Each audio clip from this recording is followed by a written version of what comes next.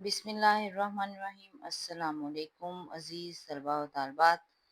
9th class آپ کا lesson second last lesson ہم سٹارٹ کر چکے ہیں۔ لڑی میں پروئے ہوئے منظر، رضا علی عابدی نے تحریر کیا ہے۔ آج ہم لوگ اس کا لاسٹ کویسچن جو ہے وہ لکھیں گے، اور وہ لاسٹ کویسچن ہے اقتباس کی تشریح۔ امید ہے کہ سارے لیسن کی ون بائی ون آپ کو سمجھ آ گئی ہوگی۔ تو لیسن کا نام ہے لڑی میں پروئے ہوئے منظر، اور اس کو رضا علی عابدی نے تحریر کیا ہے۔ ایک خوبصورت سا سفرنامہ ہے، اور جس میں سے جو ہے یہ ہم لوگوں نے آج کا پیراگراف جو ہے وہ لیا ہے۔ تو اقتباس کی تشریح جو ہے وہ ہم کریں گے۔ اقتباس کی تشریح کے کون سے اہم پوائنٹس ہوتے ہیں ان کو بھی بعد میں ابھی مینشن کروں گی آپ کے سامنے۔ سب سے پہلے آپ یہ دیکھ لیں کہ یہ جو ہے کون سے پیج کا پیراگراف ہے۔ تو پیج نمبر 80 کا یہ 1 2 3 4 پیج نمبر 80 کا 4تھ پیراگراف ہے، جس کی آج ہم اقتباس کی تشریح جو ہے وہ سٹارٹ کرنے لگے ہیں۔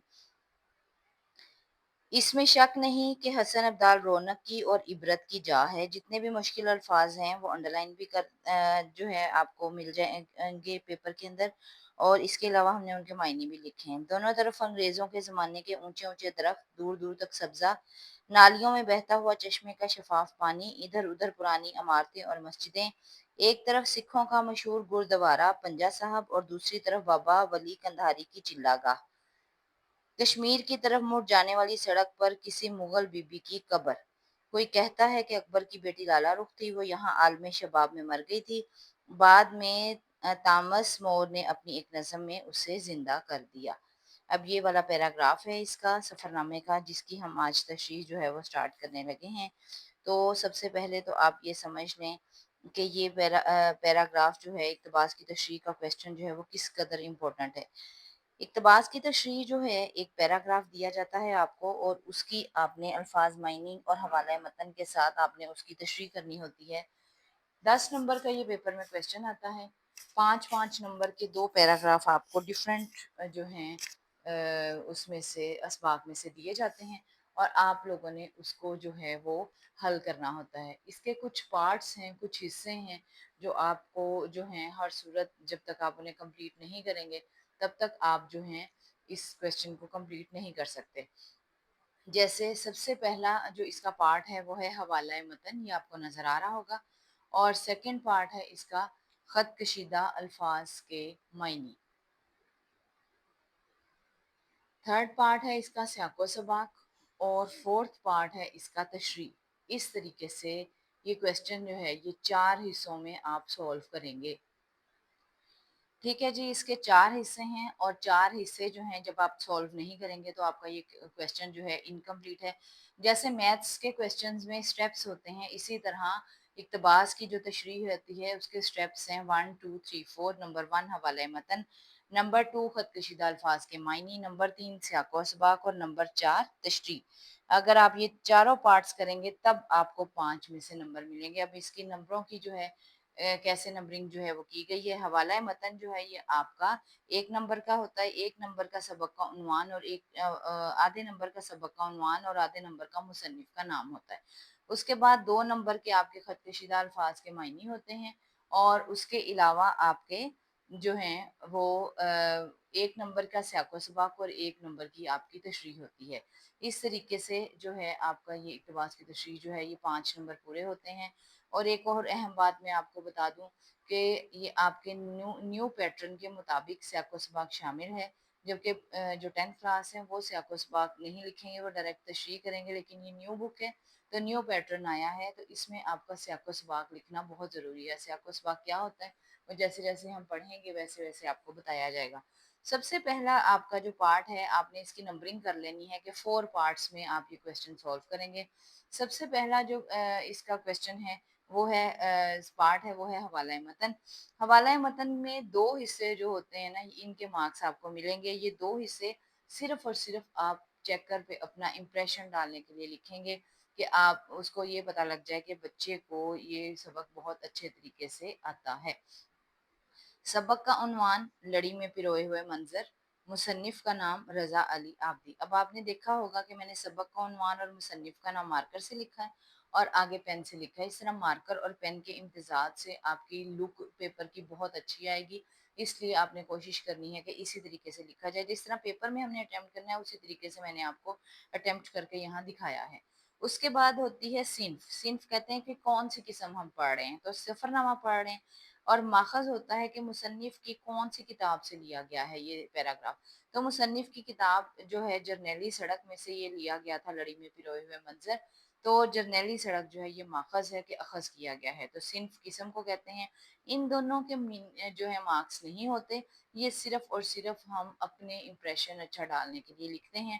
اگر آپ یہ دونوں نہیں بھی لکھنا چاہتے تب بھی آپ کے مارکس پہ کوئی فرق جو ہے وہ نہیں پڑے گا. اس کے بعد اگلا جو آپ کا آ گیا ہے، ہیڈنگ آ گئی ہے. سیکنڈ پارٹ جو ہے وہ ہے خط کشیدہ الفاظ کے معنی. 4 الفاظ ہوں گے جن کے آپ نے معنی لکھنے ہوں گے. سب سے پہلے آپ نے یہاں لکھنا ہے الفاظ اور اس کے بعد لکھنا ہے معنی. اب یہ معنی لفظ عربی میں مانا پڑھتے ہیں کیونکہ اس کے اوپر کھڑی زبر آتی ہے، لیکن اردو میں اس کو معانی ہی پڑھتے ہیں. تو الفاظ اور معنی لفظ جو ہے یہ ہم ہیڈنگ دیں گے. لفظ کی جمع ہے الفاظ، اس لیے آپ یہاں لفظ نہیں لکھ سکتے. اور معنی کی جمع ہے معنی، اس لیے آپ معنی ہی لکھیں گے کیونکہ ہم نے زیادہ الفاظ کے معنی لکھنے ہیں. اب اس میں آپ کو الفاظ کے معنی جو ہیں وہ دیے گئے ہیں، 4 کے 4 ہی دیے گئے ہیں.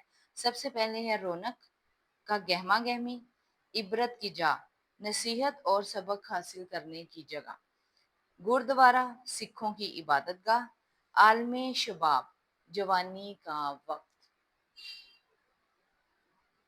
اس طرح سے 2 پارٹس ہم نے کمپلیٹ کیے، حوالہ متن اور خط کشیدہ الفاظ کے معنی. اب 3rd پارٹ ہے آپ کا سیاق و سباق.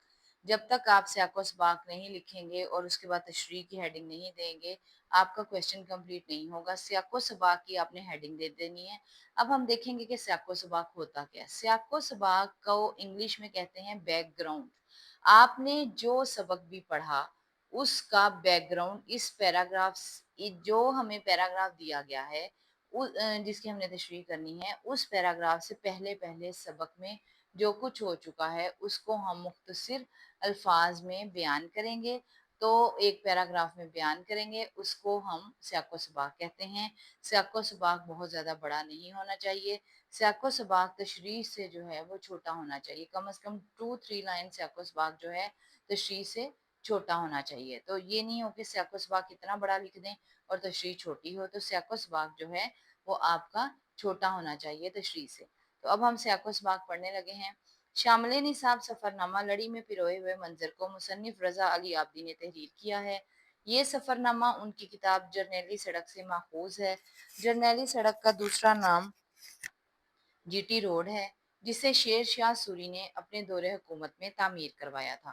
مصنف نے جرنیلی سڑک کے ارد گرد بسنے والے مختلف گاؤں اور بستیوں اور جگہوں کا تفصیلی ذکر بہت خوبصورتی سے کیا ہے. نوشہرہ شہر اکبر آباد نے آباد کیا تھا. ہند گندھارا کا پایہ تخت تھا. یہاں محمود غزنوی نے راجہ جے پال کو شکست دی تھی. اکبر بادشاہ کو جگہوں کے نام رکھنے کا بہت شوق تھا، اسی لیے واہ، اٹک اور خیر آباد کے نام اسی نے ہی رکھے. ان راستوں پر جہانگیر کے زمانے کی سرائے بھی تھی. چلتے چلتے حسن ابدال آ گیا جو کبھی حسین ترین منزل تھا. اب یہاں تک آپ نے سیاق و سباق لکھ دیا. ہم نے دیکھا اس پیراگراف سے پہلے سبق میں جو ہوا اس کو ہم نے سیاق و سباق کی صورت میں لکھ دیا. اب ہم نے کرنی ہے تشریح. تشریح کا جو پیراگراف میں نے ابھی بک میں سے پڑھا تھا پیج نمبر 80 کا 4تھ پیراگراف وہ ہم پڑھ چکے ہیں.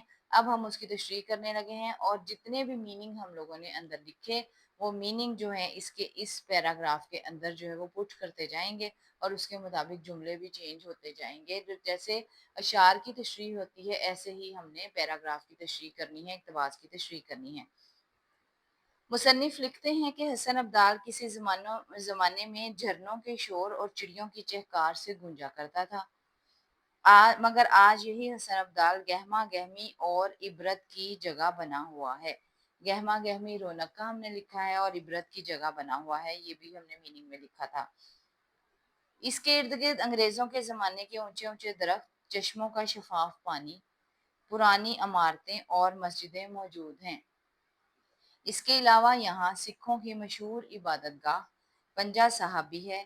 اور اس کے دوسری طرف بابا ولی کندھاری کی چلا گاہ بھی ہے۔ اسی طرح کشمیر کی طرف مڑ جانے والی سڑک پر کسی مغل بی بی کی قبر بھی ہے۔ اس قبر کے بارے میں مختلف لوگوں کی مختلف آراء ہیں۔ کوئی کہتا ہے کہ یہ قبر اکبر بادشاہ کی بیٹی لالہ رخ کی تھی۔ وہ عین جوانی کے وقت، اب شباب کا میننگ ہم نے عین جوانی کے وقت کیا، وفات پا گئی تھی۔ اس قبر کے بارے میں ہر ایک کی رائے مختلف ہے۔ ایک مشہور شاعر تامس مور نے اپنی ایک نظم میں تو لالہ رخ کو دوبارہ سے زندہ بھی کر دیا تھا۔